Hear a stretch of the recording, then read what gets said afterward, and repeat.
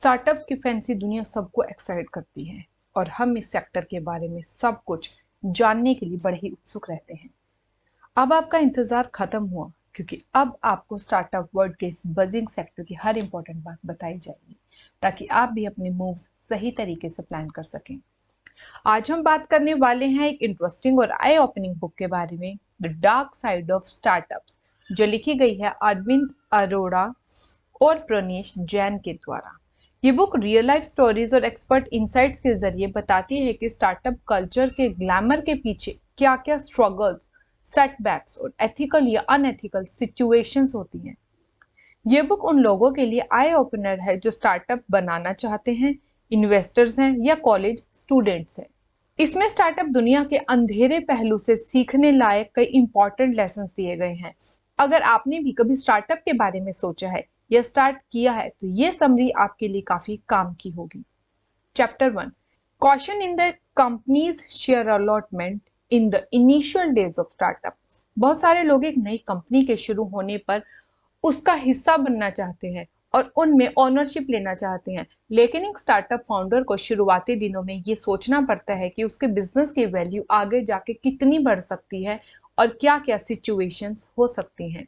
इसलिए वो चाहता है कि सिर्फ अच्छे और डिजर्विंग लोग ही टीम का हिस्सा बने और उनका डिसीजन उस टाइम सिंपल लगता है। लेकिन असली दिक्कत यहाँ होती है शेयर ओनरशिप को लेकर। जो शेयर्स फाउंडर किसी को देना चाहते हैं, क्या उसके लिए कोई लिखित कमिटमेंट दिया गया है? और अगर नहीं, तो क्या होगा जब वह इंसान फ्यूचर में कंपनी छोड़ना चाहेगा? उस टाइम पे काफी कंफ्यूजन हो सकता है। क्या उस पर्सन के पास शेयर्स रहेंगे? क्या वो उन शेयर्स को मिसयूज कर सकता है? क्या उसके एग्जिट से कंपनी का कंट्रोल या वैल्यूएशन इम्पैक्ट हो सकता है? इन सब सिचुएशंस को अवॉइड करने के लिए प्रॉपर लीगल डॉक्यूमेंटेशन और प्लानिंग की जरूरत होती है। ये सिंपल स्टेप्स आपको बड़े फ्यूचर इश्यूज से बचा सकते हैं। कुछ टाइम पहले ऑथर ने खुद एक फंडेड स्टार्टअप में एक अजीब से सिचुएशन को फेस किया। एक फाउंडर ने अपने कलीग को सिर्फ वर्बल कमिटमेंट पर 2% इक्विटी शेयर्स दे दिए। प्लान ये था कि वह कलीग स्टार्टअप के डेवलपमेंट में काम करेगा और कंट्रीब्यूट करेगा, लेकिन सिर्फ 2 महीने के अंदर ही वो बंदा हायर स्टडीज के लिए अब्रॉड चला गया। अब सोचिए, बिना कुछ काम किए, बिना कंपनी को ग्रो करने में मदद किए, उसके पास 2% शेयर्स थे जो उसने सिर्फ वर्बल कमिटमेंट पर ले लिए थे। जब कंपनी की वैल्यूएशन 7.5 करोड़ तक पहुंच गई, तो उस इंसान के शेयर्स की वैल्यू 15 लाख हो गई। मतलब एक छोटी सी प्लानिंग मिस्टेक से किसी ने बिना काम के लाखों कमा लिए, और फाउंडर के लिए काफी शॉकिंग एक्सपीरियंस था। हाँ, लीगल ऑप्शंस अवेलेबल होते हैं फाउंडर्स और कंपनीज के पास, लेकिन क्या उनके पास इतना टाइम, पैसा और एनर्जी होती है कि वो लीगल बैटल लड़ सके? इसलिए स्टार्टअप के शुरुआती दिनों में ही सही प्लानिंग, लीगल डॉक्यूमेंटेशन और शेयर स्ट्रक्चर को क्लैरिटी से डिसाइड करना बहुत जरूरी है। बस एक छोटी सी गलती फ्यूचर में बड़ा लॉस बन सकती है, so be careful. Chapter 2, raising funds without proper understanding and conducting funding rounds at the wrong valuations। जब कोई स्टार्टअप फंड रेज करने का प्लान करता है, तो सबसे पहले उसे अपने स्टार्टअप की financial condition, market potential, product development stage और इन्वेस्टर्स के लिए वैल्यू प्रोपोजिशन को क्लियरली समझना जरूरी होता है। नए स्टार्टअप फाउंडर्स को इन सब चीजों के लिए अवेयर रहना चाहिए। हम अक्सर सोचकर हैरान हो जाते हैं कि स्टार्टअप फाउंडर्स अपनी कंपनी की वैल्यूएशन कैसे डिसाइड कर लेते हैं। आप भी सोच रहे होंगे ये कैसे हो सकता है, पर भाई ये इंडिया है, यहाँ सब पॉसिबल है। चलिए अब समझते हैं कि स्टार्टअप की वैल्यूएशन कैसे कैलकुलेट होती है। स्टार्टअप वैल्यूएशन का बेस क्या है? किसी भी स्टार्टअप की वैल्यूएशन फ्यूचर कैश फ्लो के एस्टिमेट पर होती है, और ये काम रजिस्टर्ड वैल्यूअर्स या मार्केट बैंकर्स के थ्रू होता है। स्टार्टअप फाउंडर्स अपने स्टार्टअप के फ्यूचर ग्रोथ को इमेजिन करके फंड रेज करते हैं, जिससे स्मॉल स्टार्टअप्स के लिए भी फंडिंग लाना कंपैरेटिवली इजी हो जाता है। लेकिन दिक्कत ये है, जो आज सोल्यूशन लगता है वो कल प्रॉब्लम बन सकता है। अगर फ्यूचर चैलेंजेस का अंदाजा ना हो, तो कल आप देखोगे कि कई young entrepreneurs pre revenue stage में ही, यानी बिजनेस प्रॉपरली स्टार्ट होने से पहले ही 10-20 करोड़ की वैल्यूएशन पर फंडिंग रेज कर लेते हैं। अब आप कहेंगे इसमें गलत क्या है अगर इन्वेस्टर्स पैसा डाल रहे हैं? पॉइंट ये है कि इन्वेस्टर्स भी कई बार प्रॉपर इन्वेस्टर माइंडसेट के बिना सिर्फ किसी मेंटर या पर्सनल कनेक्शन के कहने पर पैसा लगा देते हैं। लेकिन यहाँ हमारा फोकस स्टार्टअप फाउंडर्स पर है। अगर आपने गलत वैल्यूएशन पर फंड रेज किया तो फ्यूचर में क्या प्रॉब्लम्स हो सकती हैं। एक एग्जाम्पल से समझते हैं।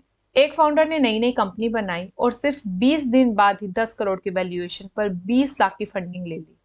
इस फंड का यूज प्रोडक्ट डेवलप करने के लिए होना था। 2 महीने में प्रोडक्ट रेडी हो गया और टोटल डेवलपमेंट कॉस्ट 15 लाख आई। अब फाउंडर ने प्रोडक्ट बेचना स्टार्ट किया, टीम बनाई, मार्केटिंग में पैसा लगाया। अगर सेल्स अच्छी चली तो वैल्यूएशन जस्टिफाई हो जाएंगी, लेकिन अगर सेल्स नहीं चली तो प्रॉब्लम। अब फाउंडर के पास 2 ऑप्शंस होते हैं, वैल्यूएशन डाउन करके दोबारा फंड रेज करना, अपने खुद के सेविंग बिजनेस में लगाएं। दूसरा ऑप्शन रिस्की है क्योंकि सारी पर्सनल सेविंग्स लग जाती हैं और फिर भी रिजल्ट गारंटी नहीं होता। अगर वो अनसेक्योर्ड लोन्स लेने का सोचते हैं तो वो भी इजी नहीं होता। सिर्फ दिखावे के चक्कर में ना पड़ो। गलत वैल्यूएशन पर फंड रेज करना शॉर्ट टर्म में एक्साइटिंग लगता है, लेकिन लॉन्ग टर्म में प्रॉब्लम क्रिएट करता है। अगर जरूरत हो तो ज्यादा इक्विटी दे दो, लेकिन सही वैल्यूएशन पर पैसा उठाओ। कई फाउंडर्स को ये बाद में रियलाइज होता है कि जब पैसा खर्च हो जाता है और ग्राउंड रियलिटी समझ में आती है, शॉर्ट टर्म की खुशी फ्यूचर में बहुत महंगी पड़ सकती है। Chapter 3, living a profitable business and starting a setup. आजकल हमारे देश के कई युवा अमीर परिवारों से बिलोंग करते हैं, जिनके घर ऑलरेडी काफी प्रॉफिटेबल बिजनेसेस चल रहे होते हैं। लेकिन आज के जमाने में हर दूसरा युवा स्टार्टअप शुरू करना चाहता है। कॉलेज जाते ही उन्हें स्टार्टअप कल्चर के बारे में सिखाया जाता है, मोटिवेट किया जाता है, जैसे कि स्टार्टअप ही सब कुछ है। ऐसे में किसी भी युवा को ट्रेडिशनल फैमिली बिजनेस इंटरेस्टिंग नहीं लगता, क्योंकि वहां उतनी फ्रीडम नहीं मिलती जितनी आप खुद के सेटअप में ले सकते हैं। इसलिए वो अपना फैमिली का प्रॉफिटेबल बिजनेस छोड़ के अपना खुद का स्टार्टअप शुरू करने में लग जाते हैं, फुल पैशन के साथ। इसमें गलत कुछ भी नहीं है, लेकिन ऑथर एक इम्पॉर्टेंट पॉइंट उठाते हैं। उन्होंने कई ऐसे यंग एंटरप्रेन्योर्स देखे हैं जिन्होंने अपने परिवार के एग्जिस्टिंग प्रॉफिटेबल बिजनेस को एक नए स्टार्टअप मॉडल में कन्वर्ट किया और उस पे अपनी एक नई पहचान बनाई। अगर आप स्टार्टअप शुरू कर रहे हो तो सबसे पहले उसे स्टेबल बनाओ, फिर वैल्यूएबल। सिर्फ ग्रोथ या फंडिंग के पीछे भागने से स्टार्टअप सक्सेसफुल नहीं होता। स्टेबिलिटी और प्रॉफिटेबिलिटी दोनों पे फोकस करना इक्वली इंपॉर्टेंट है। सिर्फ यूनिकॉर्न बन जाना ही सक्सेस नहीं होता। रियल सक्सेस तब है जब आपका स्टार्टअप अपने दम पर चल सके, स्टेबल हो और प्रॉफिट कमा रहा हो। जिस दिन आप ये समझ जाते हो कि आपका स्टार्टअप कहाँ से स्ट्रॉन्ग बन सकता है, उस दिन से आपके हर डिसीजन सही डायरेक्शन में जाने लगते हैं। अपने स्टार्टअप को सिर्फ नाम के लिए बड़ा मत बनाओ, पहले स्टेबल और प्रॉफिटेबल बनाओ, फिर स्केल करो। ऐसे स्टार्टअप रियल विनर्स होते हैं। Chapter 4, choosing to start a startup over a job. जब भी हम जॉब शब्द सुनते हैं तो तुरंत एक बड़ी सी सोसाइटी दिमाग में आती है, जहां लोग अपने पूरे परिवार का गुजारा एक जॉब के दम पर करते हैं। आज भी कई युवा ऐसे ही जो किसी कंपनी में जॉब कर रहे हैं, लेकिन उनके दिमाग में हमेशा एक स्टार्टअप का आइडिया घूमता रहता है। कुछ लोगों को मौका मिलता है तो वो जॉब छोड़कर अपना स्टार्टअप शुरू कर देते हैं, और कुछ लोग ऐसे भी होते हैं जो जॉब के साथ साथ अपना स्टार्टअप बिल्ड करते हैं, जब तक उन्हें कॉन्फिडेंस नहीं हो जाता कि स्टार्टअप अच्छा चल रहा है। जॉब से स्टार्टअप का सफर। देश में कई ऐसे सक्सेसफुल स्टार्टअप्स हैं जिनके फाउंडर्स से पहले जॉब की थी, फिर अपने वेंचर स्टार्ट किए। लेकिन यहाँ एक रियलिटी भी है, जिन स्टार्टअप्स का क्लोजर हो गया उनके फाउंडर्स ने फिर भी जॉब ज्वाइन कर ली या फिर एक नए रेज्यूम के साथ नए स्टार्टअप आइडियाज पर काम शुरू किया। दोनों ऑप्शंस बिल्कुल ठीक हैं। अगर आप जॉब कर रहे हो और कुछ नया करने के लिए स्टार्टअप स्टार्ट करना चाहते हो तो स्टार्टअप दुनिया आपके लिए ओपन है। और अगर आपने स्टार्टअप ट्राई कर लिया लेकिन वो स्ट्रेस, अनसर्टेनिटी या फेलियर फेस करना पड़ा, तो आप जॉब में वापस जा सकते हो, बिल्कुल किसी गिल्ट के, बिना किसी गिल्ट के। स्टार्टअप और जॉब दोनों अपनी जगह इंपॉर्टेंट है। हर किसी का पाथ अलग होता है, चाहे आप जॉब से स्टार्टअप में जाओ या स्टार्टअप से जॉब में वापस जाओ, कोई भी ऑप्शन गलत नहीं है। जो भी करो समझदारी और सेल्फ अवेयरनेस के साथ करो। जिंदगी एक एक्सपेरिमेंट है, सीखना और अडॉप्ट करना ही रियल सक्सेस है। Startup versus job, decision clarity. अब सबसे बड़ा सवाल ये है कि जॉब में बने रहना चाहिए, स्टार्टअप शुरू करना चाहिए, या फिर स्टार्टअप छोड़कर वापस जॉब में जाना चाहिए। इसका जवाब सिंपल है। अपनी करंट सिचुएशन को ऑनेस्टली एनालाइज करो। देखो, क्या आपकी जो अभी जॉब या इनकम है वो आपके और आपके परिवार के सर्वाइवल हैंडल कर सकती है? अगर हाँ, तो आप थोड़ा कैलकुलेटेड रिस्क ले सकते हो। लेकिन अगर आपको पता है कि आपका सर्वाइवल ही रिस्क पे है, तो फिर भी सिर्फ उम्मीद के भरोसे स्टार्टअप चला रहे हो, तो आप अपने साथ साथ अपने परिवार को भी रिस्क में डाल रहे हो। स्टार्टअप शुरू करने से पहले या जॉब छोड़ने से पहले आपकी इनकम या सेविंग्स इतनी होनी चाहिए कि मिनिमम सर्वाइवल कर सको। या तो इनकम आ रही हो या इनफ सेविंग्स हो आपके पास जो कुछ महीने का बफर दे सके। सिर्फ पैशन या हाइप में आपके डिसीजन मत लो, रियलिटी चेक करना जरूरी है। अपना डिसीजन किसी और के कहने पर नहीं बल्कि अपनी सर्वाइवल एबिलिटी देख कर लो। खुद सोचो, समझो और फिर एक्शन लो, क्योंकि रिस्क लेना जरूरी है लेकिन आधा रिस्क लेना बेवकूफी है। Chapter 5, turning investors into founders. ये एक ऐसे मेज जैसा है जिसमें कई स्टार्टअप फाउंडर्स अटक जाते हैं। आपने भी टीवी पर एक मशहूर शो पर ऐसे एपिसोड्स देखे होंगे जहां फाउंडर्स ने इन्वेस्टर्स को इतना बड़ा स्टेक दे दिया कि इन्वेस्टर्स ही फाउंडर्स बन गए और कंपनी के हर डिसीजन का पूरा कंट्रोल उनके पास चला गया। समस्या को थोड़ा करीब से समझते हैं। स्टार्टअप किसी भी फाउंडर के लिए एक अचीवमेंट हो सकती है। सीधी बात करें तो स्टार्टअप एक फाउंडर के स्ट्रगल की कहानी होती है जो उसे एम्प्लॉय नहीं बल्कि ओनर बनाता है। स्टार्टअप में इन्वेस्टर को ओनरशिप राइट्स मिलते हैं लेकिन कंपनी का डेली कामकाज में उनका डायरेक्ट रोल नहीं होता। लेकिन अगर आप इन्वेस्टर को ही को फाउंडर बना देते हैं तो आपकी डिसीजन मेकिंग पावर रिस्ट्रिक्ट हो जाती है और धीरे धीरे जो विजन से स्टार्टअप शुरू किया था वो खत्म हो जाता है। आखिर में आप अपनी ही कंपनी में एम्प्लॉय बन जाते हो। Real life example, IIT Bombay के दो फाउंडर्स ने एक इनोवेटिव हेल्थ केयर डिवाइस बनाई। टेक और हेल्थ का कॉम्बिनेशन। उन्होंने पहले एंजल इन्वेस्टर से पैसा उठाया जिससे प्रोडक्ट बन गया। जब प्रोडक्शन और डिस्ट्रीब्यूशन के लिए पैसे चाहिए थे तो उन्होंने एक नए इन्वेस्टर से फंड लिया। उस इन्वेस्टर को को फाउंडर बना दिया। इन्वेस्टर फाइनेंशियली स्ट्रॉन्ग था। उसने 6 महीने प्रोडक्ट और मार्केट समझने में लगा दिए। फिर अपनी टीम के लोग फाउंडर के साथ काम करने भेज दिए। प्रोडक्शन और डिस्ट्रीब्यूशन संभालने के लिए धीरे धीरे पूरे ऑपरेशंस उस इन्वेस्टर के कंट्रोल में आ गए। 1 साल के अंदर इन्वेस्टर ने कंपनी में अपना स्ट्रॉन्ग होल्ड बना दिया और फिर कॉन्फ्लिक्ट्स क्रिएट करना शुरू हुआ। प्रेशर इतना बढ़ गया कि फाउंडर्स को रिजाइन करना पड़ा सिर्फ अपनी मेंटल पीस और सर्वाइवल के लिए। अगर आप फ्रीडम खो दोगे तो आप अपने ही सपने में आउटसाइडर बन जाओगे। इन्वेस्टर से फंडिंग लो लेकिन कंट्रोल मत दो। स्टार्टअप आपका सपना है, उसे किसी और के हाथ में मत जाने दो। Chapter 6, startups getting funding from the wrong investors. एक इन्वेस्टर एक स्टार्टअप के लिए एंजल की तरह होता है जो उसे नर्चर करता है, सपोर्ट करता है और नए हाइट्स तक ले जाने में हेल्प करता है। लेकिन एंजल इन्वेस्टर ढूंढना खुद में एक बड़ी चैलेंज होती है। जब आप स्टार्टअप में हो तो ये समझना जरूरी है कि इन्वेस्टमेंट एक रिस्की गेम है। इन्वेस्टर का पूरा पैसा जीरो भी हो सकता है और वो 100x रिटर्न भी कमा सकता है। हर स्टार्टअप फाउंडर ये जानता है कि हर स्टार्टअप सक्सेसफुल नहीं होता, लेकिन इस बात को समझना और इन्वेस्टर को समझाना भी उतना ही जरूरी है। पहले ये समझो कि क्या इन्वेस्टर ने पहले भी कहीं इन्वेस्ट किया है। अगर हाँ तो वह रिस्क और अनसर्टेनिटी को समझता होगा, फिर आपको टेंशन नहीं लेनी चाहिए। लेकिन अगर इन्वेस्टर पहली बार इन्वेस्ट कर रहा है और उसे इन्वेस्टमेंट का असली मतलब नहीं पता तो फ्यूचर में प्रॉब्लम्स हो सकती है, रियल प्रॉब्लम्स। कई ऐसे फाउंडर्स और स्टार्टअप देखे गए हैं जो ऐसे लोगों से इन्वेस्टमेंट ले लेते हैं जिनके पास इन्वेस्टर माइंडसेट ही नहीं होता। बाद में वही लोग प्रेशर बनाते हैं फाउंडर्स पे कि उनका पैसा जल्दी वापस मिले।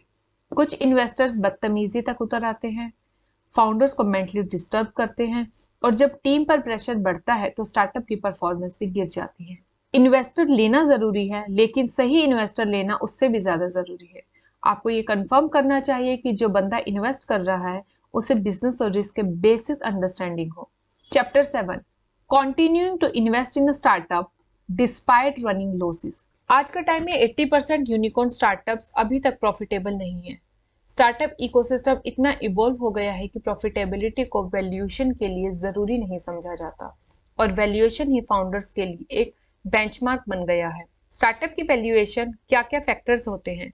एक स्टार्टअप की वैल्यूएशन डिफरेंट फैक्टर्स पर डिपेंड करती है।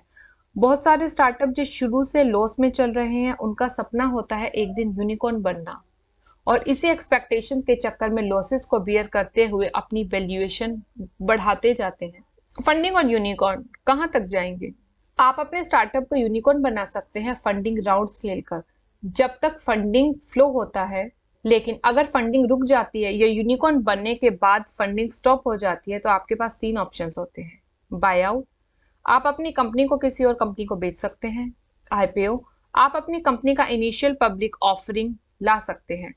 क्लोज द कंपनी, अगर दोनों ऑप्शंस फिजिबल नहीं है तो कंपनी को बंद करना एक ऑप्शन हो सकता है।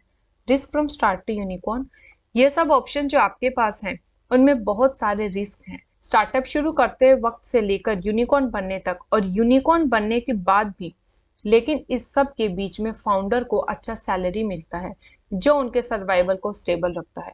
रियल पैसा तब बनता है जब आपके लिए बाय आउट या आईपीओ का रिजल्ट खुलता है। फाइनल अंडरस्टैंडिंग, आपको समझ आया होगा कि स्टार्टअप फाउंडर्स लॉस में भी क्यों रिस्क लेते हैं। उनका मकसद ये होता है कि जब कंपनी बड़े स्केल पर चले तो वो अपने सारे शेयर से अच्छा प्रॉफिट कमा सके।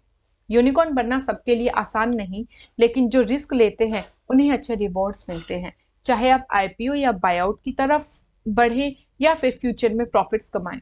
आपको अपनी जर्नी में रियलिस्टिक गोल सेट करने होंगे ताकि आपको पता हो कि आप कहाँ जा रहे हैं। Chapter 8, focus on leading products services. ज्यादातर स्टार्टअप्स फंडिंग मिलने के बाद डिस्ट्रैक्ट हो जाते हैं और स्टार्टअप बनने का असली पर्पस भूल जाते हैं। कंपनी को सिर्फ एक ब्रांड बनाने की कोशिश करते हैं और अपने प्रोडक्ट या सर्विस को बेचने का असली फोकस खोना लगता है। जब एक स्टार्टअप के पास मल्टीपल प्रोडक्ट्स या सर्विसेज होते हैं तो सबसे पहले अपने लीडिंग प्रोडक्ट सर्विस पर फोकस करो। उसका क्वालिटी इतना बेहतर बनाओ कि कोई दूसरा कॉम्पिटिटर उसे कम्पीट ही ना कर सके। ये जो आपका यूनिक सेलिंग प्रोपोजिशन है मार्केट में अपनी पहचान बनाने का, वो इसी से आएगा। अगर एक हाई क्वालिटी प्रोडक्ट सर्विस बनाई जाए तो वो मार्केट में एक स्ट्रॉन्ग पोजीशन बना सकती है। क्वालिटी ओवर क्वांटिटी, एक बेहतरीन प्रोडक्ट सर्विस बनाना ज्यादा फायदे दे सकता है बजाय के बहुत सारे अच्छे प्रोडक्ट सर्विसेज लाके मार्केट में बेचने के। क्वालिटी पर फोकस करना आपके स्टार्टअप को एक स्ट्रॉन्ग फाउंडेशन दे सकता है। Chapter 9, things needed to start a setup. अगर आप अपना स्टार्टअप शुरू करना चाहते हैं तो ये कुछ स्टेप्स हैं जो आपको फॉलो करने चाहिए। First, idea. सबसे पहले आपके पास एक बिजनेस आइडिया होना चाहिए। अपनी स्टार्टअप की तैयारी शुरू करने से पहले अपनी विजन को अच्छे से वैलिडेट करो और देखो कि मार्केट में उस आइडिया की डिमांड है या नहीं। इस तरह से जब आप अपने आइडिया पर काम करोगे तो आप एक मजबूत बिजनेस मॉडल के साथ मार्केट में एंटर कर सकेंगे। Second, planning and execution. इस स्टेज पर आपको अपने टीम मेंबर्स को रिस्पॉन्सिबिलिटीज असाइन करनी होगी और साथ ही मार्केट डिमांड का भी ध्यान रखना होगा। अगर प्रोडक्ट डेवलपमेंट ठीक से नहीं किया तो आप जल्दी स्टार्टअप रेस से आउट हो सकते हैं। आपको ये सब प्रोडक्ट टेस्टिंग और मार्केट रिस्पॉन्सेज से समझ में आएगा। Third, revenue generation. इस स्टेज पे कंपनी के सेल्स स्ट्रेटेजी बनानी होगी। मल्टीपल इनकम सोर्सेज क्रिएट करना जरूरी है ताकि आपके पास सूटेबल रेवेन्यू स्ट्रीम्स हों। Fourth, funding round. Funding different startup phases में डिफरेंट लेवल्स पर होती हैं। अर्ली स्टेज में एंजल इन्वेस्टर्स फंड प्रोवाइड करते हैं। जब कंपनी रेवेन्यू फेज में होती है तो सुपर एंजल या फैमिली ऑफिस फंडिंग मिलती है। जैसे जैसे कंपनी अपनी बिजनेस जर्नी को सक्सेसफुली स्टार्ट करती है और अच्छे रेवेन्यू के साथ ग्रो करती है, वेंचर कैपिटलिस्ट का इंटरेस्ट बढ़ता है जो आपके प्रोडक्ट, मार्केट और बिजनेस मॉडल के हिसाब से फंडिंग देते हैं। यहीं से यूनिकॉर्न बनने का सफर शुरू होता है। Fifth, exit strategy. एक स्टार्टअप फाउंडर तभी सक्सेसफुल होता है जब वो सही टाइम पर अपने स्टार्टअप से एग्जिट करता है और उससे अच्छा पैसा कमाता है। एग्जिट स्ट्रेटेजी की प्लानिंग बहुत जरूरी है। अगर एग्जिट स्ट्रेटेजी सही बनाई जाए तो फाउंडर को फायदा होता है और इन्वेस्टर को अच्छे रिटर्न्स मिलते हैं। स्टार्टअप में जनरली फाउंडर और इन्वेस्टर्स के लिए कुछ एग्जिट ऑप्शंस होते हैं।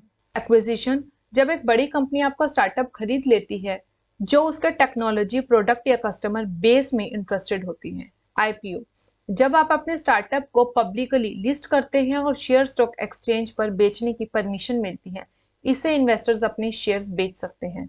मर्जर, दो कंपनीज मिल जाती हैं ताकि सिनर्जी क्रिएट हो या स्केल बढ़ सके।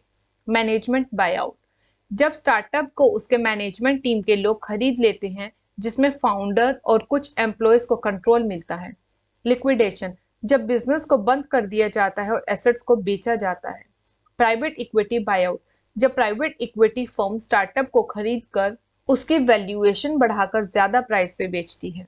आपको अपने स्टार्टअप के हर स्टेज पर स्ट्रेटेजिक डिसीजंस लेने होंगे ताकि आप सक्सेसफुली अपने गोल्स अचीव कर सके।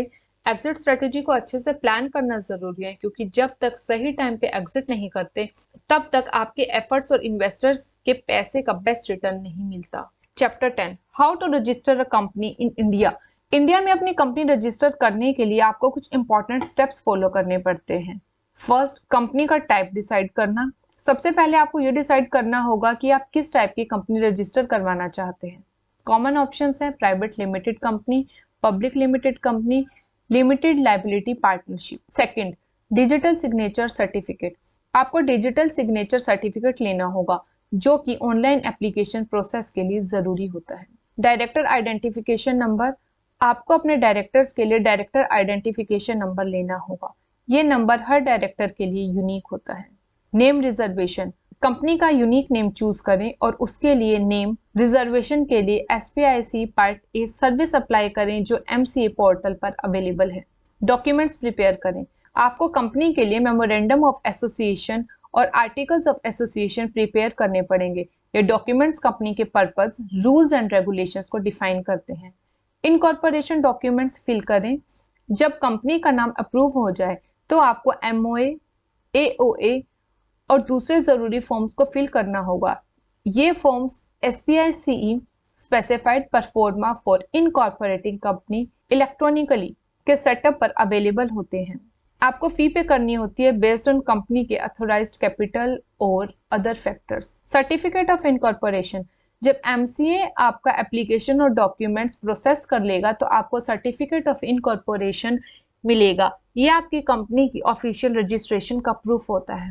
पैन और टैन अप्लाई करें। कंपनी का पैन, परमानेंट अकाउंट नंबर और tan, tax deduction and collection account number apply करें। बैंक अकाउंट खोलें। अपनी कंपनी के नाम पर एक बैंक अकाउंट खोलें। Last is compliance and registration. Company register होने के बाद आपको कुछ लीगल और रेगुलेटरी रिक्वायरमेंट्स को कंप्लाई करना पड़ता है, जैसे GST रजिस्ट्रेशन अगर एप्लीकेबल हो और कोई भी नेसेसरी लाइसेंसेस या परमिट्स जो आपके बिजनेस टाइप के लिए रिक्वायर्ड हो। Chapter 11, the documents required for the incorporation of company are director identification number DIN, digital signature certificate DSC, Memorandum of Association MOA, Articles of Association AOA, Proof of Registered Office, Proof of Identity and Address, Passport Size Photographs, Declaration of Consent, Form DIR2 and DIR8, No Objection Certificate NOC, Utility Bill, PAN Card, Declaration of Commencement of Business Form INC 20A। अब आप decide कर सकते हैं कि आप किस type की company register करवाना चाहते हैं, सोल प्रोप्राइटरशिप, पार्टनरशिप फर्म या लिमिटेड लायबिलिटी पार्टनरशिप। इनके अपने एडवांटेजेस और डिसएडवांटेजेस भी होते हैं जो आपको इस किताब में मिलेंगे। Chapter 12, startup business model. बहुत सारे डिफरेंट टाइप्स के स्टार्टअप मॉडल्स होते हैं। ऑथर ने इस किताब में 20 से ज्यादा बिजनेस मॉडल्स लिए हैं, लेकिन हम यहाँ कुछ इंपॉर्टेंट बिजनेस मॉडल्स के बारे में ही बात करेंगे। First, freemium business model. Freemium is equal to free plus premium.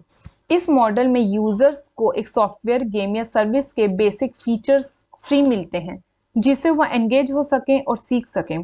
थोड़े टाइम बाद यूजर्स को अपग्रेड करने का ऑप्शन मिलता है जिसमें उन्हें एडिशनल या एडवांस फीचर्स के लिए पैसे देने पड़ते हैं, example Gmail, Google drive, iCloud etcetera. Second, subscription business model. इस मॉडल में कस्टमर्स को प्रोडक्ट्स या सर्विस रेगुलरली दिए जाते हैं जिसके लिए उन्हें रेगुलर सब्सक्रिप्शन फीस देनी पड़ती है। यह मॉडल काफी पॉपुलर हो गया है क्योंकि ये प्रिडिक्टेबल और स्टेबल रेवेन्यू जनरेट करने का पोटेंशियल रखते हैं, example Amazon prime, Netflix, Shopify.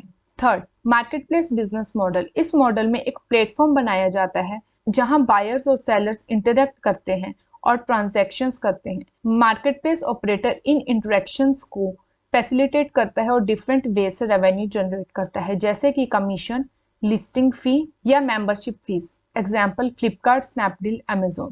Fourth, aggregator business model. इस मॉडल में एक प्लेटफॉर्म क्रिएट किया जाता है जो डिफरेंट सोर्सेज से इंफॉर्मेशन, प्रोडक्ट्स या सर्विसेज को कलेक्ट करता है, उन्हें कंबाइन करता है और यूजर्स के सामने क्विकली डिस्प्ले करता है। ये प्लेटफॉर्म कस्टमर्स की लाइफ को वैल्यू एड करता है, वेल एस्टेब्लिश सर्विस प्रोवाइडर्स तक एक्सेस देने के लिए और यूजर्स को इन्फॉर्म्ड डिसीजन लेने में मदद करता है, example Ola taxi, Uber, Airbnb, Rapido. Fifth, pay as you go business model. इस मॉडल को यूज बेस्ड या कंजप्शन बेस्ड मॉडल भी कहा जाता है। इसमें कस्टमर्स प्रोडक्ट्स या सर्विसेज के लिए उनकी यूजेज के बेसिस पे पे करते हैं, ना कि फिक्स्ड प्लान्स या कॉन्ट्रैक्ट्स के लिए। ये मॉडल यूजर्स को फ्लेक्सिबिलिटी देता है, एग्जाम्पल Amazon वेब सर्विस। तो दोस्तों ये थी the dark side of startup की समरी, जिसमें ऑथर ने स्टार्टअप से जुड़ी चैलेंजेस और अपॉर्चुनिटीज के बारे में बात की। इस किताब में 39 चैप्टर्स हैं और हमने आपके 12 चैप्टर्स का समरी यहाँ दिया है। आपको बाकी चैप्टर्स के लिए किताब डिटेल में जरूर पढ़नी चाहिए। अगर आप भी ये जानना चाहते हैं कि स्टार्टअप फंड कैसे यूज करें, स्टार्टअप यूनिकॉर्न्स और बड़े स्टार्टअप्स का रियलिटी क्या है, टॉक्सिक कल्चर से कैसे बचें, कैसे स्टार्टअप आपकी पर्सनल लाइफ को खत्म कर सकता है, और अगर इन्वेस्टर्स अपने इन्वेस्टमेंट कमिटमेंट से बैकआउट कर जाएं तो क्या करें, तो आपको ये सब कुछ इस किताब में मिल जाएगा। ये किताब स्टार्टअप इंटरेस्टेड लोगों के लिए एक कंप्लीट गाइड है